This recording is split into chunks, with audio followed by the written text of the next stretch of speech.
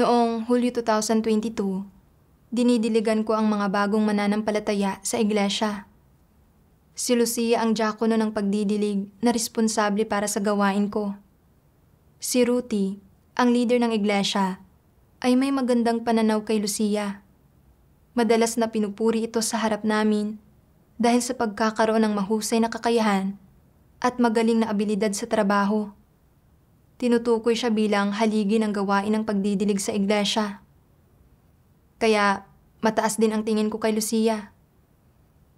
Ngunit pagkatapos ng pagkikipag-ugnayan kay Lucia ng ilang panahon, nalaman kong hindi siya naghahangad ng mga katotohanang prinsipyo sa kung paano niya pinangangasiwaan ang mga bagay-bagay at nagsasagawa siya ng mga arbitraryong pagsasaayos ng mga tauhan. Maraming beses, ang mga tagadilig na itinalaga niya ay hindi umaayon sa mga prinsipyo at wala pang isang buwan, pinapalitan na niya ang mga ito. Ang madalas na mga pagbabago sa mga tagadilig ay malubhang nakakaapekto sa gawain ng pagdidilig sa mga bagong mananampalataya. Bukod pa roon, sa trabaho niya, sumisigaw lamang siya ng mga slogan at gumagawa ng mabababaw na gawain nang hindi tinutugunan ang mga aktwal na paghihirap namin. Sa tuwing ang mga resulta ng pagdidilig namin ay hindi kasing ganda ng mga nasa ibang iglesia, magagalit siya. Pagagalitan kami ng tuloy-tuloy, tulad ng isang adultong sumasaway sa mga bata.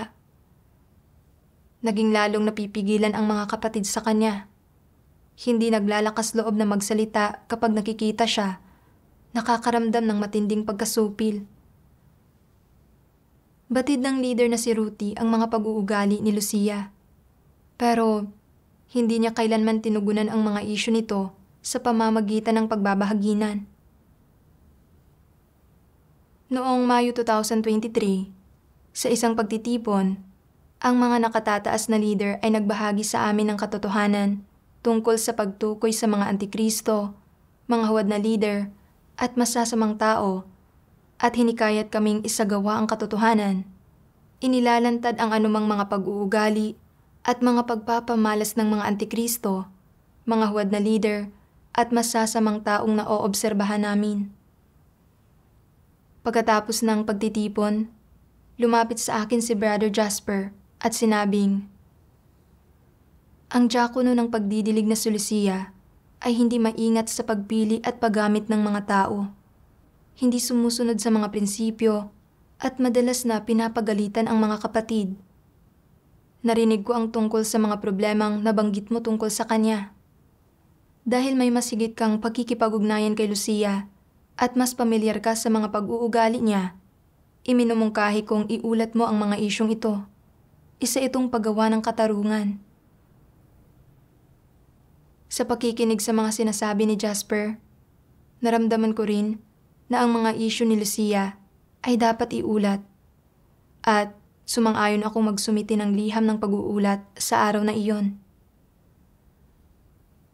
Nang isusulat ko na ito, biglang sumagi sa isip ko na direktang pinangangasiwaan ni Ruthie at Lucia ang gawain ko. At kung isusumiti ko ang liham ng pag-uulat, dadaan ito sa mga kamay nila. Karaniwang may pagkadominante si Lucia at madalas inaakusahan ako ng pagiging irresponsable sa tungkulin ko at hindi pagtuon sa pagkakamit ng mga resulta sa gawain ko. Kapag nalaman niyang inireport ko siya, parurusahan ba niya ako, pahihirapan ang buhay ko, o baka alisin pa nga niya ako o ilipat ako? Natakot ako at naguluhan ako dahil sa mga bagay na ito. At naisip ko sa sarili ko, mas mabuti pang magbulag-bulagan na lang ako. Ang pagdudulot ng problema sa kanila ay magdudulot lang ng problema sa sarili ko. Ayaw kong mawalan ng pagkakataong gawin ang mga tungkulin ko. Mas mahalagang protektahan ko ang sarili ko. Bukod pa roon, dahil maraming bagay ang dapat harapin sa araw na iyon, nagpasya akong huwag nang isulat ang liham ng pag-uulat gamit ang pagiging abala ko bilang palusot. Sa sumunod na araw, nagpadala si Jasper ng mensahe na nagtatanong kung naisumite ko na ang ulat. Nang makita ko ang mensahe, naramdaman kong umiinit ang mukha ko at nakadama ako ng malalim na kahihiyan sa puso ko. Sumagot lang ako ng, hindi. Wala nang sinabi pa si Jasper. Sa mga sumunod na araw, nakaramdam ako ng labis na pagkabalisa at nagambala ako ng konsensya. Sa oras ng devosyonal ko, nabasa ko ang mga salitang ito ng Diyos. Kung ikaw ay madalas na nagpaparatang sa buhay mo, kung ang puso mo ay hindi makasumpong ng kapahingahan, kung ikaw ay walang kapayapaan o kagalakan, at madalas na binabalot ng pag-aalala at pagkabalisa tungkol sa lahat ng uri ng mga bagay, ano ang ipinapakita nito? Ipinapakita lamang nito na hindi mo isinasagawa ang katotohanan, hindi naninindigan sa iyong patotoo sa Diyos. Kapag namumuhay ka sa gitna ng disposisyon ni Satanas, malamang na ikaw ay mabibigo ng madalas sa pagsasagawa ng katotohanan, ipagkakanulo ang katotohanan, at magiging makasarili at ubod ng sama. Itinataguyod mo lamang ang iyong imahen, ang iyong reputasyon at katayuan, at ang iyong mga interes. Ang pamumuhay palagi para lamang sa iyong sarili ay nagdadala sa iyo ng malaking pasakit. Dahil napakarami ng iyong makasariling pagnanais, gusot, tanikala, pag-aalinlangan, at kinaiinisan, kaya wala ka kahit kaunting kapayapaan o kagalakan. Ang mamuhay para sa tawag ng tiwaling laman ay ang magdusa ng labis-labis. Ang paglalantad ng mga salita ng Diyos ay malinaw na nagpatanto sa akin na ang pagkabalisa at pagkakonsensya ko ay dulot ng pangangalaga ko sa sarili kong mga interes at ng pagprotekta ko sa sarili ko sa halip na pagsasagawa ng katotohanan. Alam na alam ko na ang pagsisiwalat at pag-uulat ng mga huwad na lider, antikristo, at masasamang tao ay responsibilidad ng bawat isa sa mga taong hinirang ng Diyos at isang aspekto ng katotohanan na dapat isagawa. Ito ay dahil ang pinsalang dulot ng mga antikristo at masasamang tao sa gawain ng iglesia ay napakalaki, na ang sinumang may anumang konsensya at katwiran ay dapat iulat at isiwalat ang mga ito para protektahan ang gawain ng iglesia. Ganoon pa man, kahit na natuklasan ko ang mga problema, wala akong lakas ng loob na iulat ang mga ito. Natatakot na baka supilin at gantihan ako ni Ruthie at Lucia pagkatapos nilang makita ang ulat ko. Mas gusto kong maging mapagpalugod ng mga tao kaysa protektahan ang gawain ng iglesia. At hindi ko isinasaalang-alang kung paano tutuparin ang mga tungkulin ko at paninindigan ang patotoo ko. Labis akong makasarili at kasuklam-suklam. Nang mapagtanto ko ito, tahimik akong nanalangin sa Diyos. O Diyos ko, labis akong makasarili at kasuklam-suklam dahil wala akong lakas ng loob na isulat ang ulat. Nakokonsensya ako ng husto. O Diyos ko, bigyan mo ako ng pananalig at lakas ng loob na isagawa ang katotohanan. Sa mga sumunod na araw, mas marami pa akong naobserbahang issue kay Lucia. Sa isang ulat sa gawain, sinabi niya na hindi nauuhaw sa katotohanan o regular na dumadalo sa mga pagtitipon ang 5 baguhan at na plano niyang tumigil na sa pagdidilig at pagsuporta sa kanila.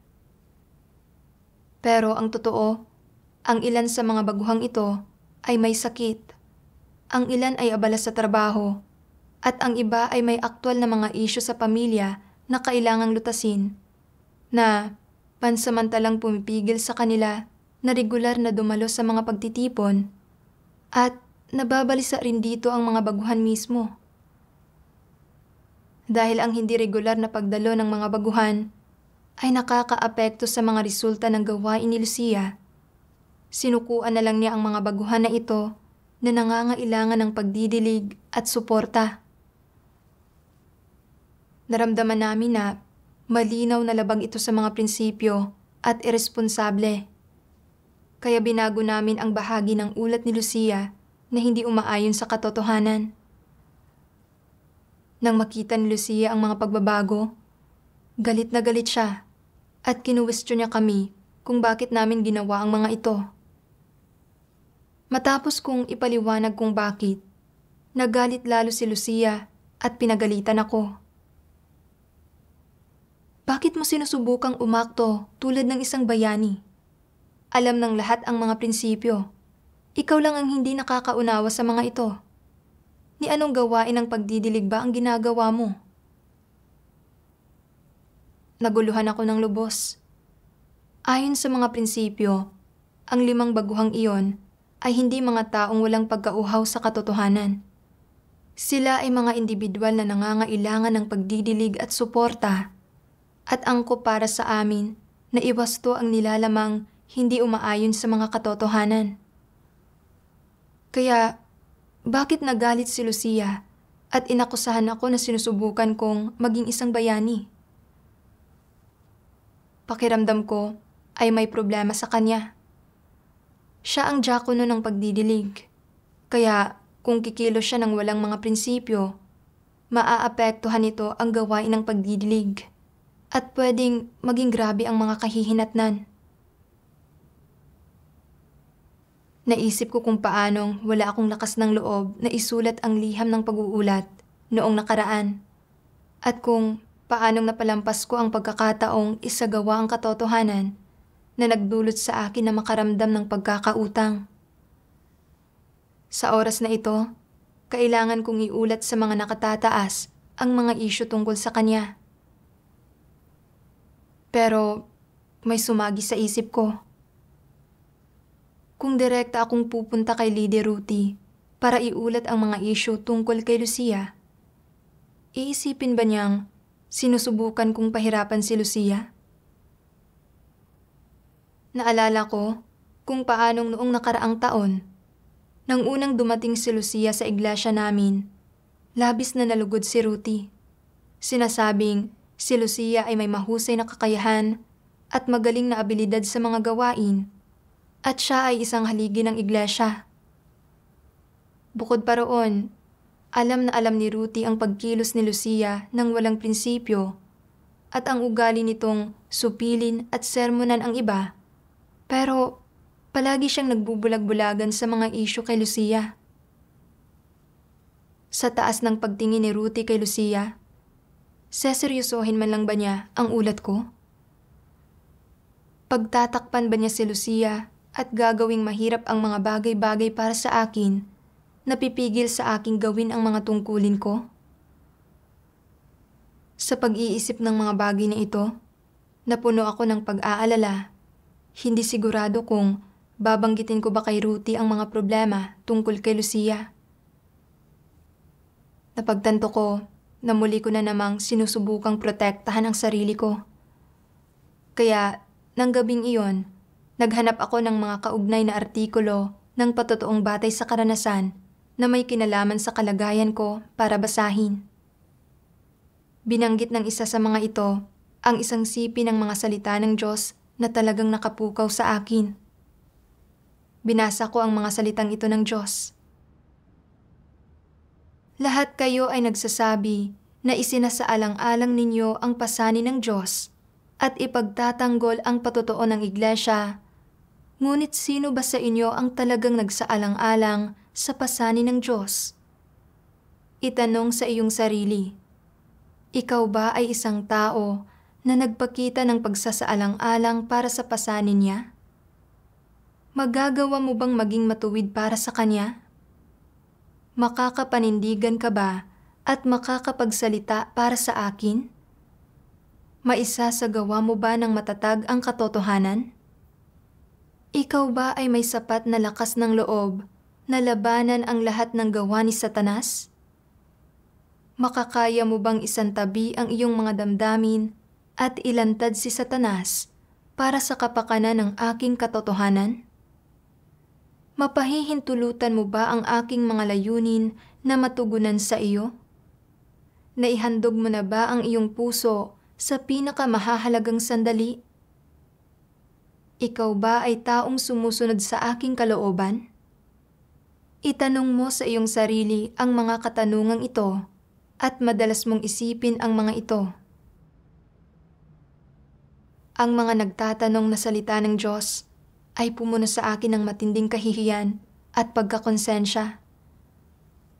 Malinaw kong nakita na hindi sinusunod ni Lucia ang mga prinsipyo sa tungkulin niya. Madalas na kumikilos siya ayon sa mga tiwaling disposisyon at pagkamainiti ng ulo niya para sermonan ang mga kapatid. Nagkaroon ako ng ilang pagkilatis tungkol sa mga isyu kay Lucia at gusto kong iulat ang mga ito kay Ruthie. Pero nag-alala ako na baka gumanti si Lucia at pahirapan ako sa mga bagay-bagay at natakot ako na baka protektahan ni Ruthie si Lucia at supilin o isantabi ako. Dahil dito, pinrotektahan ko ang sarili ko at hindi ko iniulat ang mga issue. Sa panahong iyon, palaging nakatuon ang puso ko sa pagprotekta sa mga sarili kong interes nang hindi isinasaalang-alang ang pasanin ng Diyos at nabigo akong pangalagaan ang gawain ng iglesia. Sa mga kritikal na sandali, paulit-ulit akong umatras, hindi isinasagawa ang katotohanan o itinataguyod ang mga prinsipyo. Habang pinag-iisipan ko ang mga salita ng Diyos, naunawaan ko ang layunin niya at nagkaroon ako ng landas ng pagsasagawa. Kaya nag-ipon ako ng lakas ng loob na iulat kay Ruthie ang mga issue tungkol kay Lucia. Kinabukasan, sinabi ni Ruthie sa akin at sa ilan pang leader ng grupo na magsulat ng mga pagsusuri kay Lucia. Isinulat ko ang lahat ng isyung na obserbahan ko ng detalyado hanggat maaari. Pero mayroon pa rin akong ilang alalahanin. Dahil nag-aalala ako na baka protektahan ni Ruthie si Lucia at isantabi o supilin ako. Kaya binigyan ko ang sarili ko ng kaluwagan sa pamamagitan ng pagdaragdag ng isang linya sa pagsusuri. Hindi ko pa lubos na nakita ng malinaw ang mga isyong ito, kaya iniuulat ko ang mga ito para suriin ang lahat ng sama-sama. Naisip ko na sa sandaling tipunin ni Ruthie ang mga pagsusuri kay Lucia, tatanggalin niya si Lucia. Pero lumipas ang mga araw nang walang nangyayari. Nagsimula na naman akong makaramdam ng pagkabalisa. Iniisip na isinulat ng lahat ang mga pagsusuri nila kay Lucia. At kahit pa hindi siya mapagdesisyon ng karapat-dapat na tanggalin, dapat siyang isiwalat at dapat tukuyin ang mga problema sa kanya para mapagtanto niya ang mga isyu sa kanya. Pero wala pa ring palatandaan ng pag-aksyon. Hindi kaya iniisip ng leader na mali ang pagsusuri ko? Tatanggalin ba niya ako? Makalipas ang ilang araw, nakita ni Lucia na ako at ang iba pang mga taga-dilig ay sumusuporta pa rin sa mga baguhan na hindi regular na dumadalo sa mga pagtitipon at lubha siyang nabalisa. Kinu-question kami kung bakit nasa iglesia pa rin ang mga hindi regular na dumadalo sa mga pagtitipon. Inaakusahan kami na matigas ang ulo. Sa isang pulong ng magkakatrabaho, muli niya kaming pinagalitan tungkol sa isyong ito.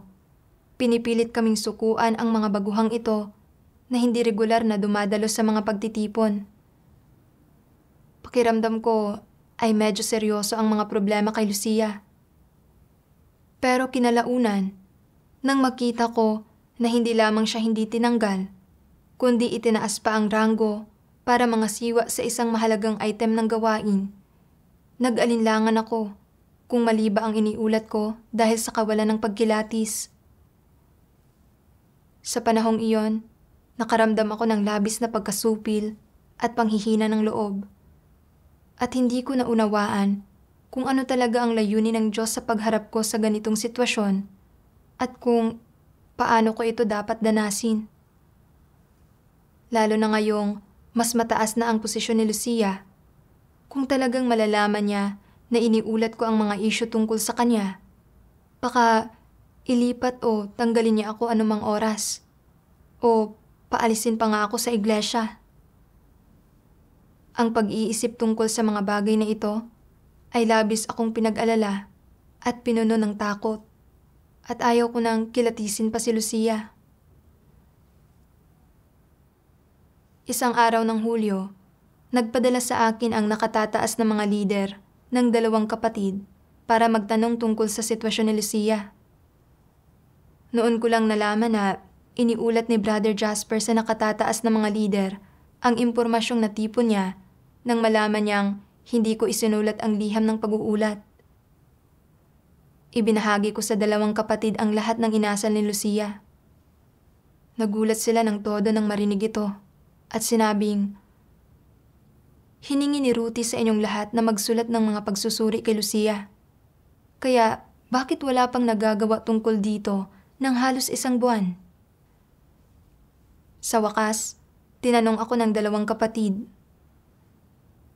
"Dahil ba natatakot ka kaya hindi mo isinulat ang liham ng pag-uulat?"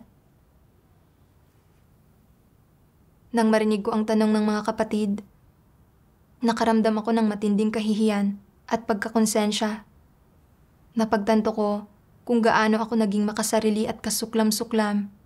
Laging sinusubukang protektahan ang sarili ko. Pakiramdam ko ay napakaduwag ko.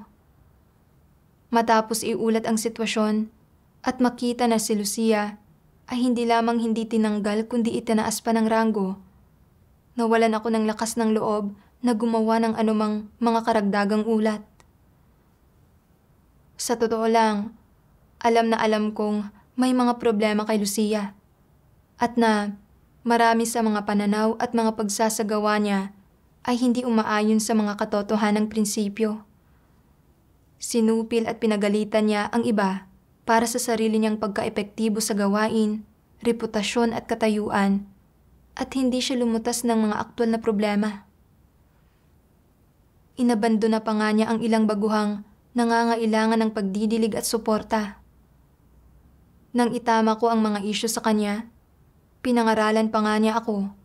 Inakusahan ako na sinusubukan kong maging isang bayani. Ganoon pa man, dahil sa takot sa katayuan at kapangyarihan niya at na masupil o maparusahan, hindi ako nakasunod sa mga katotohanang prinsipyo at nawalan ako ng lakas ng loob na isiwalat at iulat siya. Nang gabing iyon, matagal akong hindi makatulog. Naisip ko kung paanong nabubuhay ako sa isang kalagayan ng pagkasupil, kawalan ng pag-asa, at pagtatalo ng damdamin sa nakalipas na 1 buwan at kalahati.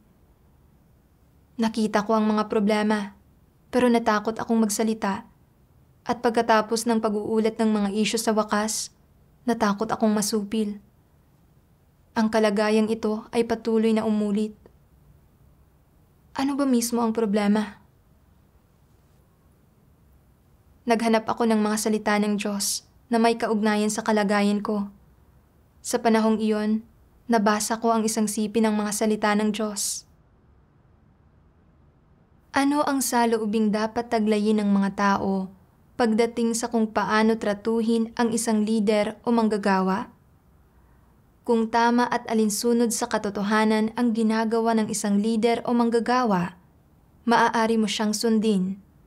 Kung mali at hindi alinsunod sa katotohanan ang ginagawa niya, hindi mo siya dapat sundin at maaari mo siyang ilantad, salungatin, at maaari kang maghayag ng ibang opinyon.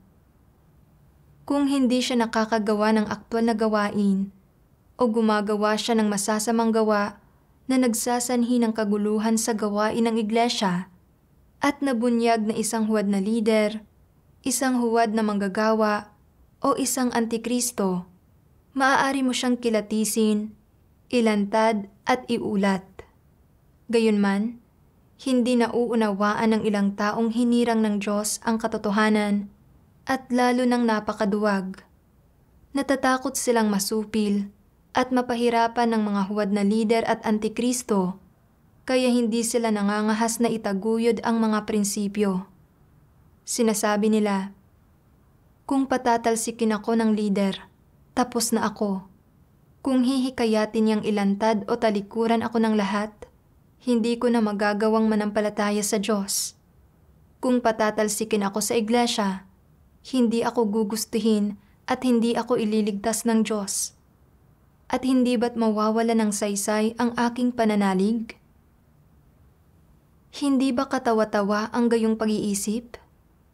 May tunay bang pananalig sa Diyos ang gayong mga tao? Kakatawanin ba ng isang huwad na lider o antikristo ang Diyos kapag pinatalsikan niya? Kapag pinahirapan at pinatalsikan ng isang huwad na lider o antikristo, kagagawan ito ni Satanas at wala itong kinalaman sa Diyos. Kapag inaalis o pinatatalsik ang mga tao mula sa iglesia, nakaayon lamang ito sa mga layunin ng Diyos kapag magkasamang nagdesisyon ang iglesia at ang lahat ng taong hinirang ng Diyos. At kapag ang pag-aalis o pagpapatalsik ay lubos na nakaayon sa mga pagsasaayos ng gawain ng sambahayan ng Diyos at sa mga katotohanang prinsipyo ng mga salita ng Diyos. Paanong ang mapatalsik ng isang huwad na lider o antikristo ay mangangahulugan na hindi ka maliligtas? Pang-uusig ito ni Satanas at ng antikristo, at hindi nangangahulugan na hindi ka maililigtas ng Diyos. Maliligtas ka man o hindi ay depende na sa Diyos. Walang taong kalipikadong magdesisyon kung maaari ka bang iligtas ng Diyos. Dapat malinaw ito sa iyo. At para tratuhin ang pagpapatalsik sa iyo ng isang huwad na lider o antikristo bilang pagpapatalsik ng Diyos, hindi ba ito maling pag-unawa sa Diyos? Maling pag-unawa ito, at hindi lamang ito maling pag-unawa sa Diyos, kundi paghihimagsik din laban sa Diyos. Medyo paglapastangan din ito sa Diyos, at hindi ba't kamangmangan at kahangalan ang maling pagkaunawa sa Diyos sa ganitong paraan? Kapag pinatalsik ka ng isang huwad na lider o antikristo, bakit hindi mo hanapin ang katotohanan? Bakit hindi ka maghanap ng isang taong nakauunawa sa katotohanan upang magkamit ka ng kaunting pagkakilala? At bakit hindi mo ito ipinaalam sa mga nakatataas? Pinatutunayan ito na hindi ka naniniwalang naghahari ang katotohanan sa sambahayan ng Diyos. Ipinapakita nito na wala kang tunay na pananalig sa Diyos, na hindi ka isang taong tunay na nananampalataya sa Diyos. Kung nagtitiwala ka sa pagkamakapangyarihan sa lahat ng Diyos, bakit ka natatakot sa pagganti ng isang huwad na lider o antikristo? Mapagpapasyahan ba niya ang iyong kapalaran? Kung may kakayahan kang makakilala at natukoy mong salungat ang kanilang mga ikinikilos sa katotohanan, bakit hindi ka makipagbahaginan sa mga taong hinirang ng Diyos na nakauunawa sa katotohanan? May bibig ka naman, kaya bakit hindi ka naglalakas loob na magsalita? Bakit takot na takot ka sa isang huwad na lider o antikristo? Pinatutunayan nitong duwag ka, walang silbi, isang kampo ni Satanas. Ipinatanto sa akin ang mga salita ng Diyos na sa panahong ito, ang paulit-ulit kong pag-aalinlangan at maraming alalahanin tungkol sa pag-uulat kay Lucia ay dahil sa maling saloobin at pananaw ko sa mga lider at manggagawa. Napakataas ng tingin ko sa mga lider at manggagawa. Naniniwala na sila ay may katayuan at kapangyarihan at na ang salungatin sila ay magdudulot ng problema at malamang na hahantong na mawalan ako ng mga tungkulin o paalisin pa nga sa iglesia. Kapag nagkaganoon, mawawalan ako ng pagkakataon na maligtas. Kaya kahit na malinaw kong nakita ang mga problema kay Lucia, at nais kong iulat ang mga iyon. Takot akong mapahirapan, masupil, o maharap sa paghihiganti. Kaya palagi akong umuurong at hindi nangangahas na magulat. Kahit na noong nag-uulat kay Ruthie ng mga issue tungkol kay Lucia, nagkaroon ako ng ilang pag-aalinlangan at naging mapanlinlang din ako at nagsalita ng walang katiyakan. Sinasabing hindi ko makita ng malinaw ang mga problema kay Lucia at na dapat naming suriin ang mga ito ng sama-sama. Lalo na pagkatapos kong iulat ang mga issue tungkol kay Lucia, nang makita ko na hindi lamang siya hindi tinanggal, kundi itinaas pa nga ang ranggo at na medyo tinatarget pa niya ako, lalo akong natakot. Nagpa siya akong tumigil na sa pagkilatis at pag-uulat sa kanya. Sa ganitong paraan, mapoprotektahan ko ang sarili ko mula sa panunupil at mapapanatili ko ang mga tungkulin ko. Sa pamamagitan ng paglalantad ng mga salita ng Diyos, napagtanto ko kung gaano ako kamangmang at kahangal. Naniwala ako na kapag tinanggal o sinupil ng mga lider at manggagawa, nangangahulugan iyon ng pagkawala ng pagkakataon na maligtas. Ang pananaw na ito ay ganap na walang katotohanan. Wala akong tunay na pananalig sa Diyos at hindi ako nanampalataya na ang sambahayan ng Diyos ay pinamamahalaan ng katotohanan. Nanampalataya ako sa Diyos pero hindi ako nagtiwala na ang kapalaran ko ay nasa mga kamay niya at inakala ko pa nga na kayang tukuyin ng mga huwad na lider at antikristo ang kapalaran ko. Itinuring ko ang mga huwad na lider at mga antikristo bilang higit pa sa Diyos. Tunay na isa itong kalapastanganan sa Diyos. Nang maglaon, kinausap ko si Jasper tungkol kay Lucia. At pareho naming naramdaman na ang sitwasyong ito ay isang pagsasaayos ng Diyos para matugunan ang mga kakulangan namin at na naglalaman ito ng layunin ng Diyos. Ibinahagi sa akin ni Jasper ang isang sipi ng mga salita ng Diyos. Kapag nagsisilabasan at gumaganap ng iba't ibang papel bilang mga dyablo at satanas, ang lahat ng uri ng masasamang tao at mga hindi mananampalataya, lumalabag sa mga pagsasaayos ng gawain at gumagawa ng isang bagay na ganap na naiiba, nagsisinungaling at nililinlang ang sambahayan ng Diyos. Kapag ginugulo at ginagambala nila ang gawain ng Diyos, gumagawa ng mga bagay na nagdudulot ng kahihiyan sa pangalan ng Diyos at dumudungi sa sambahayan ng Diyos, sa iglesia, wala kang ginagawa kundi magalit kapag nakikita mo ito. Subalit hindi mo kayang tumindig para itaguyod ang katarungan, ilantad ang masasamang tao, itaguyod ang gawain ng iglesia, harapin at pangasiwaan ang masasamang taong ito, at pigilan sila sa panggugulo sa gawain ng iglesia at pagdungi sa sambahayan ng Diyos sa iglesia. Sa hindi paggawa ng mga bagay na ito, nabigo kang magpatotoo. May mga taong nagsasabi na, hindi ako nangangahas na gawin ang mga bagay na ito. Natatakot ako na kung napakarami ng taong haharapin ko, baka magalit sila sa akin at kung pagtutulungan nila akong atakihin para parusahan ako at alisin sa pwesto, ano ang gagawin ko? Sabihin mo sa akin, duwag at mahiyain ba sila? Wala ba sa kanila ang katotohanan at hindi ba nila matukoy ang mga tao o makita ang panggugulo ni Satanas? O hindi ba sila tapat sa kanilang pagganap sa tungkulin? Sinusubukan lang na protektahan ang kanilang sarili? Ano ba ang tunay na issue rito? Napag-isipan mo na ba ito?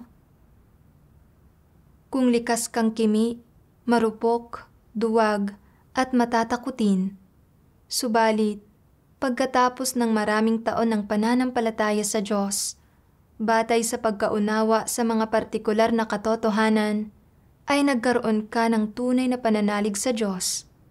Hindi ba't mapagtatagumpayan mo na ang ilan sa iyong mga kahinaan bilang tao ang iyong pagkakimi at pagkamarupok at hindi ka na matatakot sa masasamang tao? Kung gayon, ano nga ba ang ugat ng inyong kawalan ng kakayahang mangasiwa at humarap sa masasamang tao? Ito ba ay dahil likas na duwag, kimi, at matatakutin ang inyong pagkatao? Hindi ito ang ugat o ang diwa ng problema. Ang diwa ng problema ay na ang mga tao ay hindi tapat sa Diyos. Pinoprotektahan nila ang kanilang sarili, ang kanilang personal na seguridad, reputasyon, katayuan, at ang kanilang malalabasan. Ang kanilang kawalan ng katapatan ay naipapamalas sa kung paano nila palaging pinoprotektahan ang kanilang sarili, umaatras tulad ng isang pagong papasok sa bahay nito kapag nahaharap ito sa anumang bagay at naghihintay na makalampas muna iyon bago nito muling ilabas ang ulo.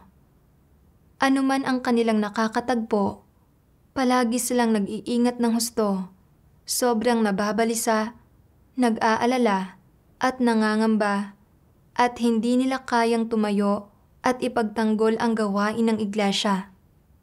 Ano ang problema rito? Hindi ba't ito ay kawalan ng pananalig? Wala kang tunay na pananalig sa Diyos. Hindi ka naniniwala na ang Diyos ang may kataas-taasang kapangyarihan sa lahat ng bagay.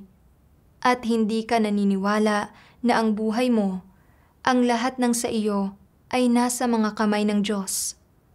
Hindi ka naniniwala sa sinasabi ng Diyos na kung walang pahintulot ng Diyos, hindi mangangaha si Satanas na galawin ni isang buhok sa iyong katawan. Umaasa ka sa sarili mong mga mata at hinuhusgahan mo ang mga katunayan. Hinuhusgahan mo ang mga bagay-bagay batay sa sarili mong mga pagtataya. Palaging pinoprotektahan ang iyong sarili. Hindi ka naniniwala na ang kapalaran ng isang tao ay nasa mga kamay ng Diyos. Natatakot ka kay Satanas. Natatakot ka sa masasamang puwersa at masasamang tao. Hindi ba't ito ay kawalan ng tunay na pananalig sa Diyos? Bakit walang tunay na pananalig sa Diyos? Ito ba ay dahil masyadong mababaw ang mga karanasan ng mga tao at hindi nila maunawa ang mabuti ang mga bagay na ito? O ito ba ay dahil sa napakakaunti ng kanilang pagkaunawa sa katotohanan? Ano ang dahilan? May kinalaman ba ito sa mga tiwaling disposisyon ng mga tao? Ito ba ay dahil masyadong tuso ang mga tao? Oo. Gaano man karaming bagay ang nararanasan nila, gaano man karaming katunayan ang inilalatag sa harap nila, hindi sila naniniwala na ito ay gawain ng Diyos o na ang kapalaran ng isang tao ay nasa mga kamay ng Diyos. Isang aspekto ito. Ang isa pang malubhang issue ay ang sobrang pag-aalala ng mga tao sa kanilang sarili. Hindi sila handang magbayad ng anumang halaga o magsakripisyo para sa Diyos, para sa kanyang gawain, para sa mga interes ng sambahayan ng Diyos, para sa kanyang pangalan, o para sa kanyang kaluwalhatian. Hindi sila handang gawin ang anumang bagay na may kalakip na kahit pinakakatiting na panganib. Masyadong nag-aalala ang mga tao sa kanilang sarili. Dahil sa kanilang takot na mamatay, na mapahiya, na mabitag ng masasamang tao, at na masadlak sa anumang uri ng suliranin, ginagawa ng mga tao ang lahat para mapangalagaan ang kanilang sariling laman. Sinisikap na hindi sila mapasok sa anumang delikadong sitwasyon. Anumang mga sitwasyon o usapin ang kinakaharap mo, pinangangasiwaan mo ang mga ito gamit ang mga pamamaraan, taktika, at estratehiyang ito, at hindi ka nakakapanindigan sa iyong patotoo sa Diyos. Ano man ang mga sitwasyon, hindi mo magawang maging isang kalipikadong lider o manggagawa. Hindi ka makapagpakita ng mga katangian o kilos ng isang tagapangasiwa at hindi ka makapagpakita ng ganap na katapatan, kaya't nawawalan ka ng patotoo. Gaano man karaming usapin ang kinakaharap mo, hindi mo magawang umasa sa iyong pananalig sa Diyos upang makapagpakita ka ng katapatan at pananagutan. Kaya't ang pinakaresulta, wala kang nakakamit. Sa bawat sitwasyon na pinamatnugutan ng Diyos para sa iyo, at kapag nakikipaglaban ka kay Satanas, palagi mong pinipiling umatras at tumakas. Hindi mo nagawang sundan ang landas na itinuro o isinaayos ng Diyos na danasin mo. Kaya, sa gitna ng labang ito, napapalagpas mo ang katotohanan, pagkaunawa, at mga karanasang dapat sana ay nakamit mo. Ang mga salita ng Diyos ay lubos na pumukaw sa akin. Ang inilantad ng Diyos ay ang eksaktong kalagayan ko. Sa partikular, inilantad ng Diyos na kapag nakita natin ang masasamang tao na gumagawa ng masama, hindi tayo nangangahas na isiwalat ang mga ito at nabibigo tayong itaguyod ang gawain ng iglesia. Hindi lamang ito kahinaan o pagkamahiyain. Ang diwa ng problema ay dahil ang isang tao ay hindi tapat sa Diyos. Iyon ang dahilan kung bakit palagi nating pinoprotektahan ang mga sarili natin, isinasaalang-alang ang sarili nating kinabukasan at kaligtasan. Bukod pa rito, inilantad ng Diyos na ang ganoong mga tao ay walang tunay na pananalig sa Kanya, hindi nananampalataya sa pagkamakapangyarihan sa lahat at kataas-taasang kapangyarihan ng Diyos. Hinuhusgahan nila ang mga bagay batay lang sa kung ano ang nakikita nila at sa sarili nilang mga kalkulasyon. Kapag nahaharap sa masasamang puwersa, tumatakbo sila at nagtatago. Iniisip na baka hindi sila maprotektahan ng Diyos at na Siya ay mas hindi mapagkakatiwalaan kaysa sa sarili nila. Kaya wala silang lakas ng loob na ipagkatiwala ang sarili nila sa Diyos. Puno ng mga kalkulasyon at panlilin lang ang puso ng mga tao.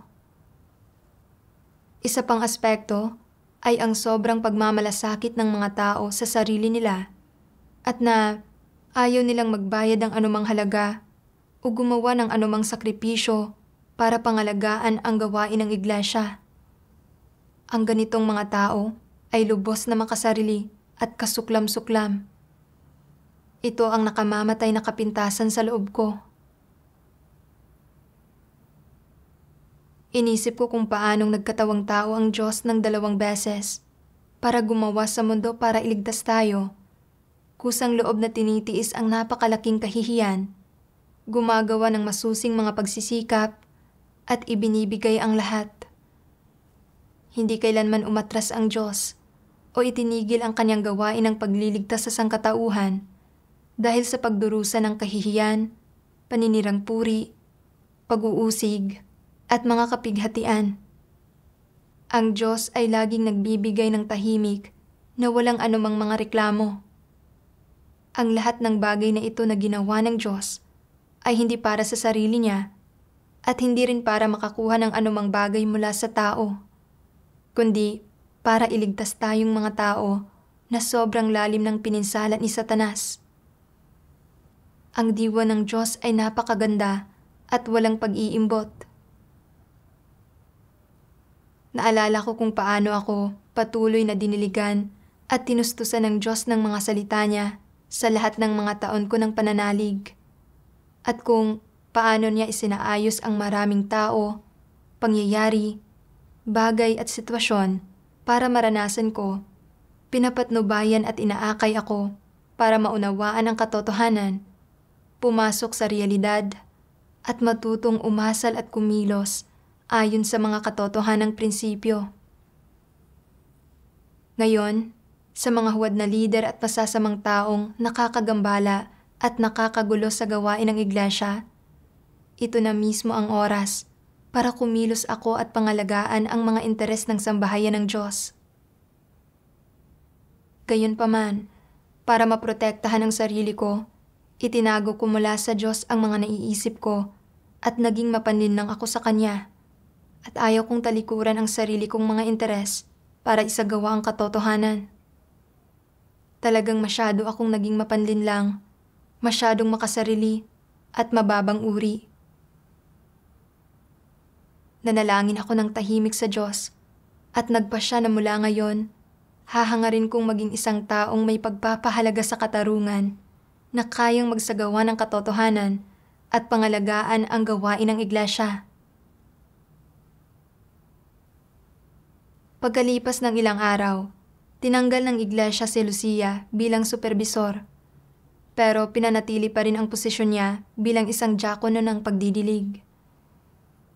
Sa panahon ng pagtitipon, natuklasan ko na hindi gaanong kilala ni Lucia ang sarili niya.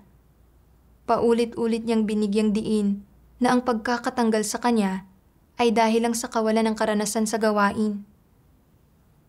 Naisip ko ang mga nakaraan niyang pag-uugali at naramdaman ko na hindi na siya nababagay na maging diakono ng pagdidilig at na hindi naaangkop ang kasalukuyang pagsasaayos.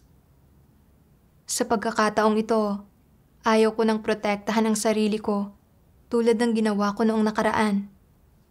Determinado akong kumilos para iulat ang mga issue tungkol kay Lucia. Kaya nilapitan ko ang dalawang kapatid na dati nang nagtanong sa akin tungkol kay Lucia at iniulat ko sa kanila ang sitwasyon niya. Sa pagkakataong ito, sa liham ko ng pag-uulat, malinaw kong ipinahayag ang pananaw ko. Naniniwala ako na sinusundan ni Lucia ang landas ng isang antikristo at hindi siya nababagay na maging isang leader o manggagawa at na dapat siyang tanggalin. Kasabay nito, iniulat ko rin kung paanong sadyang pinagtakpan at pinrotektahan ni Lady Ruthie si Lucia. Pagkatapos magsagawa sa ganitong paraan, nakaramdam ako ng kapayapaan at kasiguruhan sa puso ko. Kinalaunan, batay sa palagiang asal ni Lucia na pagkilos ng walang ingat sa mga tungkulin niya, madalas na panenermon sa mga tao mula sa itaas, hindi pagpapakita ng anumang pagtanggap sa katotohanan, at lantarang pagsupil pa nga sa mga nag-uulat sa kanya, siya ay isang masamang tao sa diwa at sa huli ay ibinukod siya. Tinanggal din si Ruthie dahil sa pagkabigong gumawa ng aktwal na gawain at dahil sa pagprotekta sa isang masamang tao. Sa pagbabalik tanaw, nakita ko na marami akong pinagdaanan sa lahat ng ito at maraming nabunyag sa akin. Natikman ko ang mapait na bunga ng pagprotekta sa sarili ko at isa itong malaking aral para sa akin. Kasabay nito, tunay kong naranasan ang banal at matuwid na disposisyon ng Diyos at tunay kong nakita na gusto ng Diyos ang matatapat na tao at na kinamumuhian niya ang mga mapanlinlang na tao at natutukuyin ng Diyos ang kalalabasan ng bawat tao batay sa mga aksyon nito at landas na pinipili. Nagpapasalamat ako sa Diyos na pinahintulutan niya akong makamit ang mga pakinabang na ito.